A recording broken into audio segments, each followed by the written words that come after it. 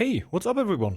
Welcome to another Northbasics video on this channel. Today we're talking about lore in Northgard, or if you happen to play a kingdom, also faith. What do we need it for? How can we produce it? And is it even important or not? These and more questions will be answered in this video, so let's get right into it.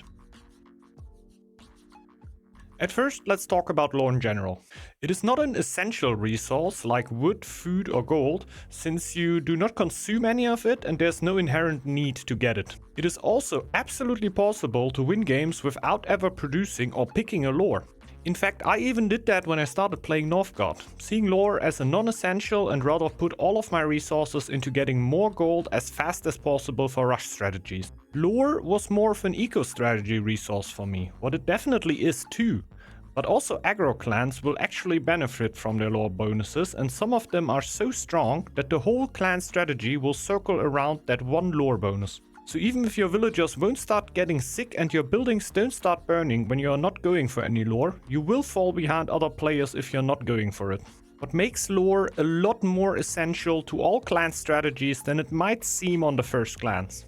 Lores can improve your production, make your army stronger or cheaper, provide you with happiness, or give you other more unique bonuses to improve your clan's capabilities. So picking lores that improve weaknesses your clan might have in the correct time can make the difference between a mediocre and a great start, late game or army.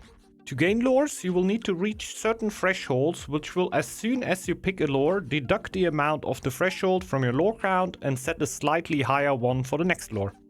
So a little clearer, for the first lore you will need to produce at least 80 lore. For the second one 100, for the third one 130 and so on. The numbers you see right now go up to your 15th lore, which should also be the last relevant one in most of your games. At your 6th, 9th, 12th and 15th lore you will be able to pick a blessing for your clan, which will be the same for all Viking clans. The kingdom's blessing will be different, but they are also the same for all kingdoms. For the Vikings, you can either get Freya's Blessing, which will reduce the loss of food production in winter by 50% and reduce the firewood consumption by 15%. Baldur's Blessing, which will give you +3 happiness permanently, or Yurt's Blessing, which will give you 15 stone and 10 iron. For the kingdoms, it would be one of the 3 different vows you can go for. The Vow of Chastity, which will reduce all units' food consumption by 20%. The Vow of Obedience, which will increase the livability in all of your zones by 1. Or the Vow of Poverty, which will give you 10 stone, 10 iron and 100 gold. You can also go for the Ancestral Knowledge or Divine Right of King's Blessing, which will enable you to go for the lore of Faith Victory, and I will not explain too deeply here, because it would overload the video a little, and I would rather do a video about the victory conditions in Northgard where I will talk in greater detail about it. Now let's talk about how you can produce lore, and I got to say that I underestimated how many different ways there are now to produce lore. I actually found 16 different ways of producing lore in Northgard, given that a lot of them are only accessible for specific clans and I probably oversaw a few things. That's why we're going to take a look at the base production of these ways to produce lore, so we can get an idea how strong they are compared to each other. The easiest way to produce lore is available to every clan, and it's basically by just having a population. At the start of the game, each of your villagers will produce 0.25 lore for you.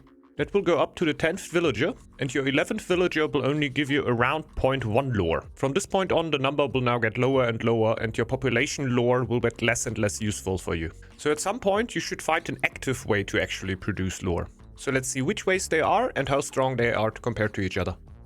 The first and most logical way is of course the Lore Master, which is available for all Viking clans and even the Stoat Kingdom. They will produce +3 lore for you. The kingdom's monks will also produce +3 lore for you.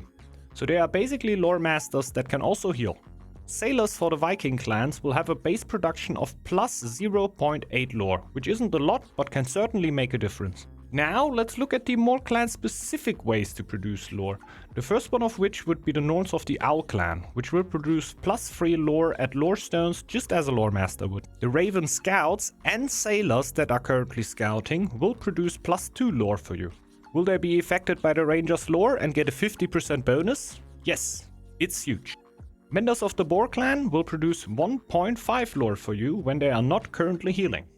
The war chiefs of the horse clan will each produce +2 lore for you while mining when you got the excavation lore, which you should get as fast as possible. The knowledge of beyond lore for Kraken will let each of your merchants produce +2 lore while trading with neutral factions. On the Lynx clan, Miliki will produce +3 lore for you if you go for the Wise One bonus. On the Red clan, you will get +0.5 lore for each shaman camp you have while the Purification Pyre is active after you killed neutrals or lost villages.